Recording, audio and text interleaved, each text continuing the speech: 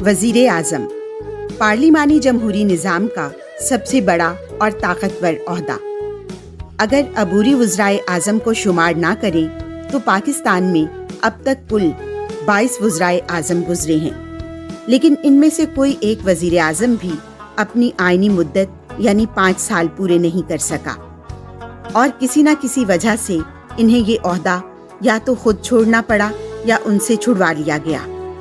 پون صدی سے اس عہدے پر فائز رہنے والی شخصیات نے کبھی بھی اپنی مدت پوری نہیں کی۔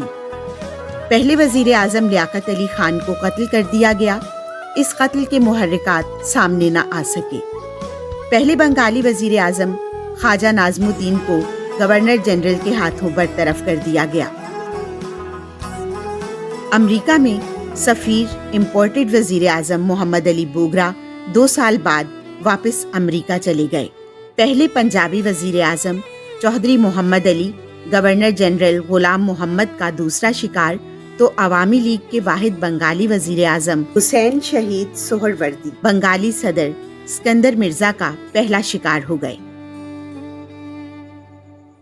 ابراہیم اسماعیل چندریگڑھ صرف 2 ماہ میں اسکندر مرزا کا دوسرا جبکہ فیروز خان نون بھی انہی کا شکار ہوئے۔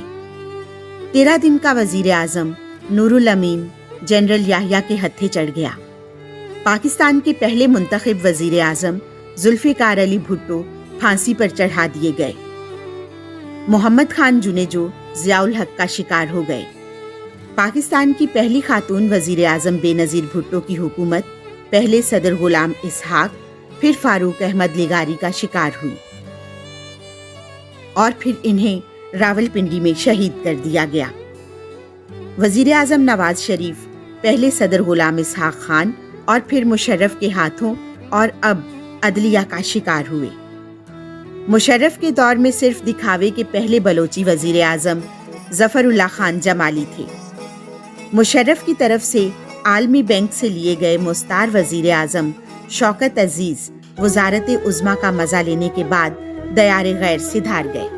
پہلے سرائیکی وزیر اعظم یوسف رضا گیلانی سپریم کورٹ کے ایک فیصلے کے نتیجے میں گھر چلے گئے، اور پیپلز پارٹی کے چوتھے وزیر اعظم راجہ پرویز اشرف بھی رینٹل پاور پلانٹس میں بدعنوانی کیسز میں گھرے رہے۔ پاکستان میں 1990 کے بعد 7 نگران وزیر اعظم بھی رہے۔ پاکستانی تاریخ میں 2 وزرائے اعظم کو شہید، ایک کو پھانسی چڑھا دیا گیا۔ بے نظیر بھٹو 2 بار اور نواز شریف 3 بار وزیر اعظم کے عہدے پر براجمان رہے۔ ذوالفقار علی بھٹو کو دوسری مدت کے لیے حلف ہی نہیں لینے دیا گیا۔ پاکستان کے 22ویں وزیر اعظم عمران خان نے 2018 میں اپنے عہدے کا حلف اٹھایا۔ پاکستان کے پہلے وزیر اعظم لیاقت علی خان تھے، جنہوں نے 14 اگست 1947 کو وزارت عظمیٰ کا قلمدان سنبھالا، اور وہ اس عہدے پر 1524 دن تک فائز رہے۔ قائد اعظم کے انتقال کے بعد خواجہ ناظم الدین گورنر جنرل مقرر ہوئے تو آپ پر بے شمار ذمہ داریوں کا بوجھ پڑ گیا۔ آپ نے پارلیمانی طرز حکومت کا آغاز کیا اور امور مملکت وزیر اعظم کے ذریعے گورنر جنرل کو پیش ہونے لگے۔ آپ کے عہد میں پاکستان کی اقتصادی حالت انتہائی مستحکم تھی۔ 1951 میں ایک سازش کے تحت راولپنڈی کے جلسہ عام میں آپ کو شہید کر دیا گیا۔ خواجہ ناظم الدین پاکستان کے دوسرے وزیر اعظم خواجہ ناظم الدین لیاقت علی خان کی شہادت کے بعد صرف کابینہ کے مشورے سے 17 اکتوبر 1951 کو اس عہدے پر فائز ہوئے اور 548 دن تک اس پر رہے۔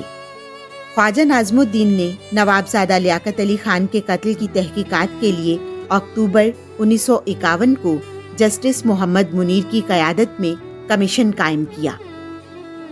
دسمبر 1952 کو انہوں نے دستور ساز اسمبلی میں بنیادی اصولوں کی مجلس کا بیانیہ پیش کیا، جس میں پہلی بار ملک کے دونوں صوبوں کو مساوی نمائندگی کا حق دیا گیا۔ 17 اپریل 1953 کو گورنر جنرل نے اسمبلیاں توڑ دی اور نظم الدین حکومت کو برطرف کر دیا۔ اس میں شک نہیں کہ گورنر جنرل کا یہ اقدام سراسر غیر آئینی تھا۔ خواجہ نظم الدین 1964 کو دار فانی سے کوچ کر گئے۔ محمد علی بوگرا۔ پاکستان کے تیسرے وزیر اعظم محمد علی بوگرا 17 اپریل 1953 سے 11 اگست 1955 تک 847 دن تک وزارت عظمیٰ کی کرسی پر براجمان رہے۔ خواجہ نظم الدین کی برطرفی اور نئی کابینہ کے حلف اٹھانے میں صرف 4.5 گھنٹے کا وقت لگا۔ اسی لیے آپ کے تقرر کو سرپرائزنگ تعیناتی قرار دیا جاتا ہے۔ آپ کی قیادت میں آئین ساز اسمبلی کا پہلا اجلاس 22 نومبر 1953 کو منعقد ہوا۔ محمد علی بوگرا کی کوششوں سے 1949 میں نافذ کیا جانے والا نااہلی ایکٹ بھی منسوخ کر دیا گیا۔ 1955 کو مری میں دستور ساز اسمبلی کا اجلاس کے دوران آئین سازی کے لیے پاکستان مسلم لیگ، عوامی لیگ اور کرشک سرامک پارٹی میں ایک سمجھوتا طے پایا۔ اس سمجھوتے کے صرف 6 ماہ بعد 1956 کا آئین مکمل کر لیا گیا۔ 1963 کو وہ خالق حقیقی سے جا ملے۔ چودھری محمد علی۔ پاکستان کے چوتھے وزیر اعظم چودھری محمد علی اس عہدے پر 397 دن تک فائز رہے۔ وہ 11 اگست 1955 سے 12 ستمبر 1956 تک وزیر اعظم رہے۔ وزارت عظمیٰ پر فائز ہونے کے بعد وحدت مغربی پاکستان کے بل کو منظور کرانے پر توجہ مرکوز کر دی۔ آپ پاکستان کے پہلے مسلم لیگی وزیر اعظم تھے جنہوں نے وزارت عظمیٰ اور مسلم لیگ کی صدارت کے عہدے کو علیحدہ رکھنا چاہا۔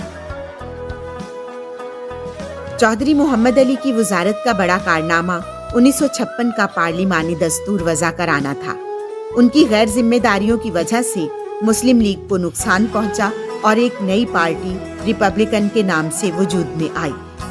آپ نے نئی جماعت میں شامل ہونے سے انکار کر دیا اور وزارت عظمیٰ سے خود بھی مستعفی ہو گئے۔ چودھری محمد علی 1980 کو دار فانی سے کوچ کر گئے۔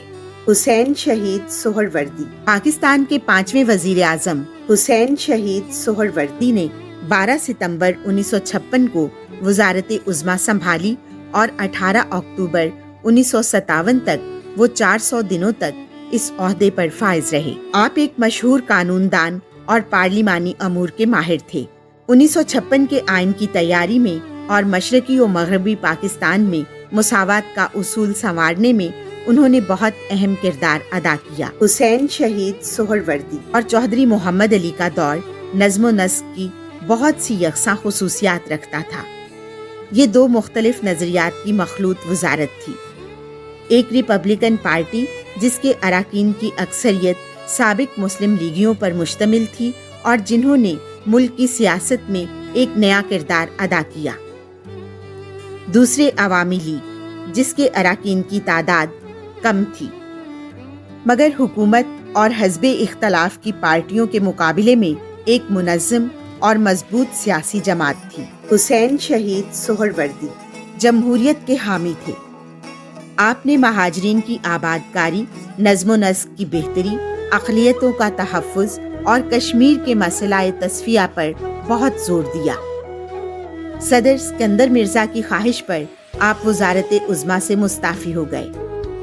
1963 میں آپ انتقال کر گئے۔